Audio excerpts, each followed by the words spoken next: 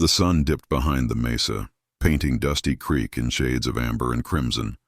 Sarah May wiped flour from her hands, glancing nervously at the clock above the kitchen window.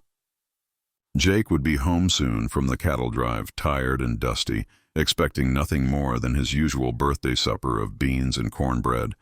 But tonight would be different. Tonight she had a surprise that would knock his boots clean off.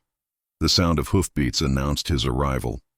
Sarah May smoothed her blue calico dress and checked her reflection in the window. At 25, she still had the same bright eyes that had caught Jake's attention at the church social 3 years ago, though ranch life had added character lines around them.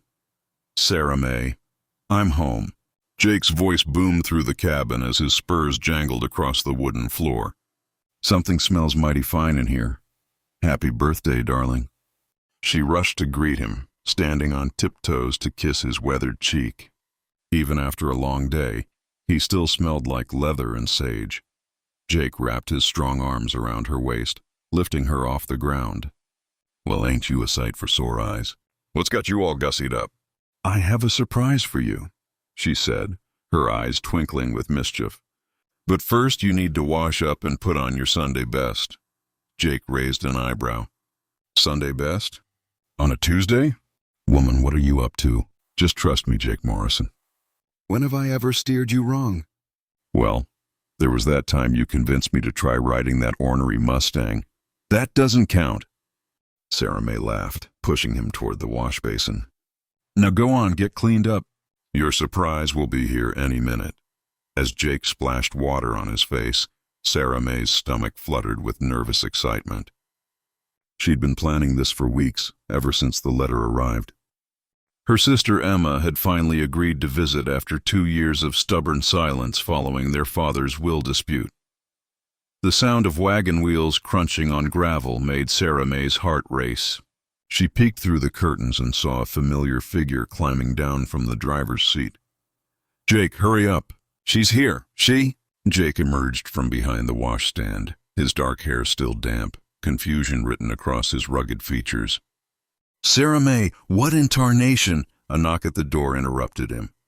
Sarah May took a deep breath and opened it to reveal a woman who looked remarkably like her, though with auburn hair instead of blonde and wearing a traveling dress that had seen better days. Emma. Sarah May threw her arms around her sister. I can't believe you actually came. Emma hugged her back tentatively, her green eyes darting past Sarah May to where Jake stood frozen, his mouth agape. Well, I'll be hornswoggled, Jake muttered. Emma Rose Whitfield, as I live and breathe. It's Emma Rose Patterson now, Emma corrected coolly, though her cheeks flushed pink. Hello, Jake. The tension in the room was thick enough to cut with a Bowie knife. Sarah May looked between her husband and sister, suddenly wondering if this surprise had been such a good idea after all. I thought it was time we all sat down together, Sarah May said quickly. Like a real family, Emma's agreed to stay for a whole week. Jake's expression shifted from shock to something Sarah May couldn't quite read. Emma fidgeted with her reticule, avoiding eye contact with both of them. Well, Jake finally said, his voice carefully neutral. This is certainly unexpected. The dinner table had never felt so small. Sarah May had prepared Jake's favorite meal, roast beef with potatoes and her famous apple pie, but the food seemed to stick in everyone's throat. The silence stretched between them like a canyon, broken only by the clink of silverware against plates. So, Emma, Jake finally ventured, cutting his beef with unnecessary precision. How's married life treating you? Emma's fork paused halfway to her mouth. I'm widowed now, actually. Thomas passed last winter. Sarah May gasped, nearly choking on her potatoes. Emma, why didn't you write? I would have come. There wasn't time for letters, Emma said quietly. And besides, we weren't exactly on speaking terms. Jake cleared his throat uncomfortably. The sisters falling out over their father's ranch had been the talk of 3 counties. When old Samuel Whitfield died, he'd left everything to Sarah May, the younger daughter, claiming Emma had too much fire and not enough sense to run a spread. I'm sorry for your loss, Jake said sincerely. Thomas was a good man. Yes, he was. Emma's voice caught slightly. Better than I deserved, probably. Sarah May reached across the table to squeeze her sister's hand. Don't say that. You deserved every happiness. Did I? Emma's green eyes flashed with old pain. Even after I tried to steal your bow at the harvest dance? The words hung in the air like smoke from a campfire. Jake nearly choked on his coffee, and Sarah May felt her cheeks burn. Emma Rose Patterson, Sarah May scolded, though she couldn't help but smile. That was 10 years ago. Wait just a minute, Jake interjected, looking between the sisters with growing amusement. Are you talking about that dance where you both showed up wearing the same yellow dress? It wasn't the same dress. Both sisters protested in unison, then looked at each other and burst into laughter. Lord have mercy. Jake chuckled, shaking his head. I remember that night. I was so confused I ended up dancing with Widow Henderson most of the evening just to avoid choosing between you two. Poor Widow Henderson. Emma giggled. She probably thought you'd finally come to your senses and were courting a woman with property. Speaking of property, Sarah May said carefully, Emma, what are your plans now? You can't go back to that little house in town all alone. Emma's laughter faded. I don't rightly know. Thomas left some debts. I might have to sell the house and find work somewhere. Jake and Sarah May exchanged glances. Without words, they seemed to reach the same conclusion. You could stay here, Jake said suddenly. We've got plenty of room, and Sarah May could use the company when I'm out with the cattle. Oh, I couldn't impose. It's not imposing, Sarah May said firmly. It's family. And this ranch is big enough for all of us. Emma looked around the cozy cabin, her eyes bright with unshed tears. Are you sure? After everything that happened between us? Emma, Sarah May said softly, you're my sister. Blood is thicker than water, and it's certainly thicker than pride. Jake raised his coffee cup. To new beginnings and old family. The sisters raised their cups as well. And for the first time in years, the Whitfield girls smiled at each other without reservation. Outside, a coyote howled in the distance, but inside the little cabin, 3 hearts began to heal. 3 weeks had passed since Emma's arrival, and the Morrison ranch had never been livelier. Emma proved to be a natural with the horses, much to Jake's surprise, and her quick wit kept them all entertained during the long evenings. But Sarah May couldn't shake the feeling that something was brewing beneath the surface. It started with little things. The way Jake's eyes lingered on Emma when she laughed. How Emma always seemed to find excuses to help Jake with the morning chores. The charged silence that fell whenever Sarah May left them alone together.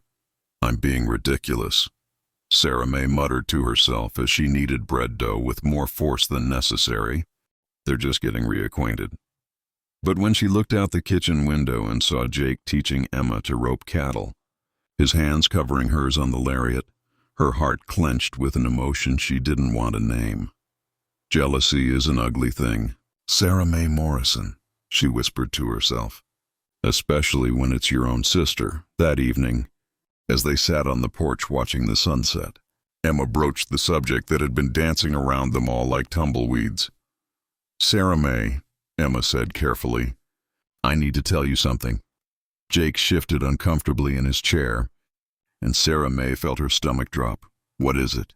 She asked, though she wasn't sure she wanted to know. Emma took a deep breath. The reason I really came here, it wasn't just because of your letter. I came because I never got over him. She looked directly at Jake. I never got over you. The words hit Sarah May like a physical blow. Jake's face went pale in the lamplight. Emma, Jake said quietly. That was a long time ago. Was it?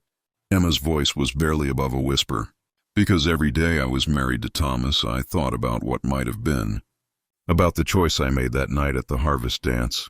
Sarah May felt tears prick her eyes. What choice? Emma turned to her sister, her face full of regret. I saw you two talking by the punch bowl. I saw how he looked at you, and I knew. I knew he'd already chosen, so I left early and never told him how I felt. Emma, Sarah May's voice broke. I'm not trying to steal him from you, Emma said quickly. I needed you both to know the truth. I've been carrying this secret for 10 years, and it's been eating me alive." Jake stood up abruptly, his chair scraping against the wooden porch. "I need some air," he muttered, and walked off toward the barn. The sisters sat in silence for a long moment, the weight of Emma's confession settling between them like dust after a stampede. "Do you love him?" Sarah May asked finally. "Yes," Emma whispered. "But I love you too, and I won't destroy your marriage for my own selfish feelings." Sarah May studied her sister's face in the lamplight. Emma looked older than her 27 years, worn down by loss and regret. "What if," Sarah May said slowly, "there was a way we could all be happy?" Emma looked at her sharply. "What do you mean?" "I mean, what if we didn't have to choose? What if we could share?" "Sarah May, you can't be serious." "Why not?" Sarah May's voice grew stronger. "We shared everything else growing up. Clothes, toys, secrets. Why should love be any different?" Emma stared at her sister as if she'd grown a second head. "Because it's not natural. People will talk." "Let them talk," Sarah May said firmly. "We're miles from town, and what happens on the Morrison ranch is nobody's business but ours." "And Jake? What does he think about this arrangement?"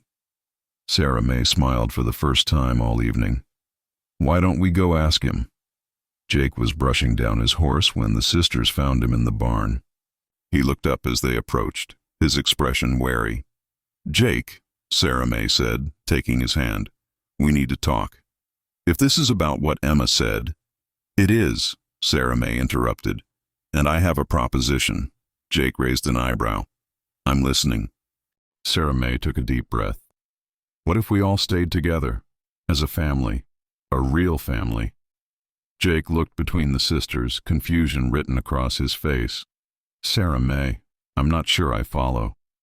"She's suggesting," Emma said quietly, "that we share you. Both of us." Jake's brush clattered to the ground. "You're both loco. That kind of arrangement. It ain't legal. It ain't proper." "Since when have we ever cared about proper?" Sarah May challenged. "You married a rancher's daughter who could outshoot half the men in the territory. Emma married a man 20 years her senior because she loved him, not because it was expected. We've never been conventional." Jake ran his hand through his hair. "But what would people say?" "That Jake Morrison is the luckiest man in 3 states, Emma said with a small smile. Despite himself, Jake chuckled. "You two are going to be the death of me." "Is that a yes?" Sarah May asked hopefully. Jake looked at both women, Sarah May with her bright optimism and unwavering loyalty, Emma with her fierce spirit and hidden vulnerability. He'd loved them both in different ways, at different times. Maybe it was possible to love them both now. There would have to be rules, he said slowly. Boundaries. We'd have to figure out how to make it work without anyone getting hurt. "We'll figure it out together," Sarah May said, squeezing his hand. Emma stepped closer, her eyes bright with hope. "Are you sure about this, Sarah May? Really sure?" "I'm sure that I love you both," Sarah May replied. "And I'm sure that life's too short to waste on regrets and what-ifs." Jake pulled both women into his arms, holding them close. "Well then, I reckon we're about to become the most scandalous family in the territory." "Good," Emma laughed, wiping away a tear. "I was getting tired of being respectable." As the 3 of them stood together in the barn, surrounded by the familiar smells of hay and leather, Sarah May felt a peace she hadn't known she was missing. Outside, the wind whistled through the canyon, carrying with it the promise of storms and sunshine, challenges and joy. But inside their little circle, there was only love. Complicated, unconventional, and absolutely perfect. 6 months later, when the circuit preacher came through town, he was surprised to find the Morrison ranch thriving like never before. The cattle were fat, the horses were well trained, and Jake Morrison seemed to have developed an extra spring in his step. "Must be the mountain air," the preacher mused to himself, not noticing the two women who waved at him from the porch, their arms linked like sisters, their smiles bright as the desert sun. Some stories, he reflected, were better left untold. But some love stories, no matter how unconventional, had a way of writing themselves into the very fabric of the land, becoming legend in their own quiet way. And in the years that followed, travelers passing through Dusty Creek would sometimes hear laughter echoing from the Morrison Ranch, the sound of three hearts that had found their way home to each other against all odds and convention.